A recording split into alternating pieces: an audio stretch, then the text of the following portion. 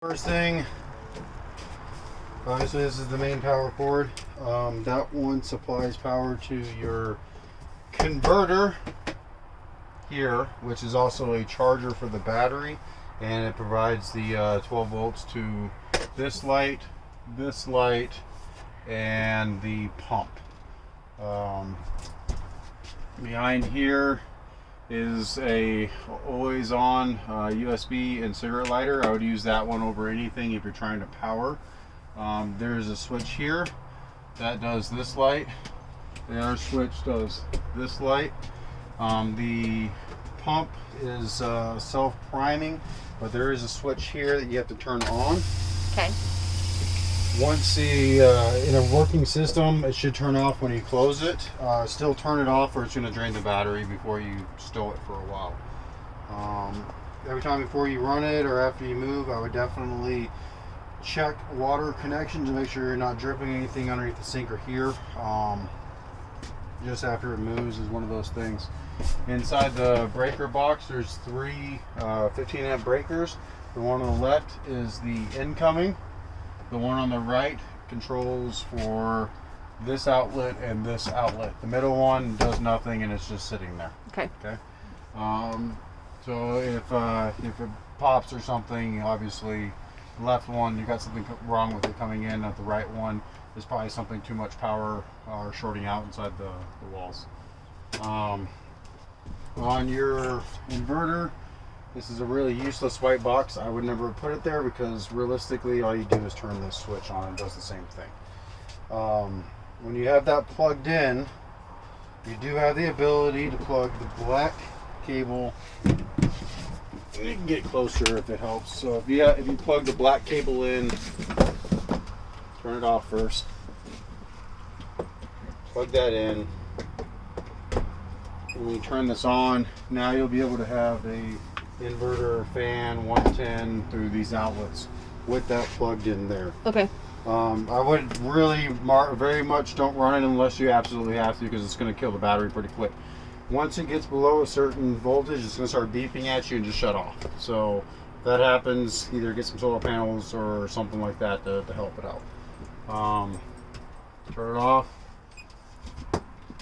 The other thing that's important is there's a valve on your water. I don't know if you want to get in there, get all cozy like.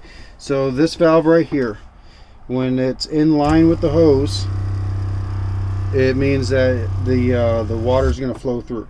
When it's 90 degrees, that means that it's going to stop it. This is for the city water, or like if you're at a campground. So whenever you're running the pump, you need to make sure that this is at 90 degrees. Okay. If you're running off a city, obviously you're gonna hook it up that way. And then, yeah. So this big tube goes to your tank. In here, I would probably run some sanitizer or something through it at least once a year. Okay. Or maybe often if it smells funny. Okay. I'd also get a white hose instead of a green one because it makes it taste funny. Oh. So drain it out. Once you get there, get a white hose for $15 at Walmart or whatever, and fill it up with that. Cut the end of it like I showed you, or I'll go out there and show you. Okay. This hose right here is nothing more than a drain tube for your fridge in case you got ice box or ice melting, something like that. This right here is a vent hose. I'll explain more on that, but just know that it's at the top of this thing. I'll explain that in a second when we get out there. So these two go for the inverter. Okay. If you, let's say you got a solar panel, I would probably hook them up right there. And get some clamps, something like that, or if you want to make it more official, we could talk about that later. This is the sump pump switch right here. Make sure that it's in the off position, which is pushed down when it's off. If for some reason the sump pump doesn't work, I'm going to tell you I would replace the switch. It's backing up against the fridge and wires could come loose. So I'm just going to tell you. There's two black wires right here. I stapled them to where they're pretty much together. Put them together and it'll work. It won't shock you as long as it's just these two black wires. Okay. But they can come off of this switch here. Okay. So make sure that that is connected if you're having issues with the sump pump not working. Okay. This right here is a breaker fuse. That way if something gets shorted out going straight to the battery, Just make sure it stays here. I try to wrap it up so it doesn't spark or short out on anything. Try to staple some stuff up. This battery, I would probably get a Group 24 battery and something to strap it down with. Should be able to just wrench those off and all that. No big deal. Just make sure you don't touch these together. At least they're not European, and so red is positive, black is negative.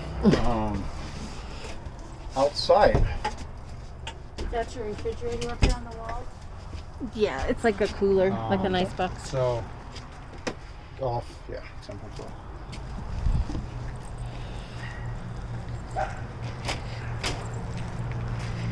Alright, so on all the connections that are out here, this is the city water connection.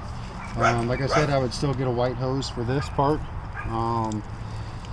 This is the drain right here. Make sure that you've got something going down or you're just going to get a bunch of water runoff. Okay. Nasty stuff.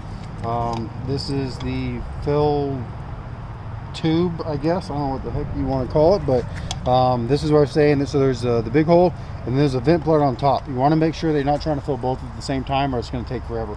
So put the hose to where it only fills the bottom so you don't get air pressure to block it. Okay. Underneath here, I can grab it and show Okay. you if you want.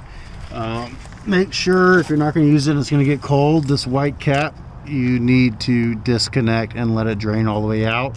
And in fact, I would, and then just put it back loosely. That way, bugs don't get into it over the winter. Yeah. And put. Close the gas so you don't die. Close the gas valve so we don't die. Also, we can unhook this and just set this aside when we're not using the trailer for a good amount of time. Just so that the gas can come out of this hose. That's about it. All I got. Thanks, guys!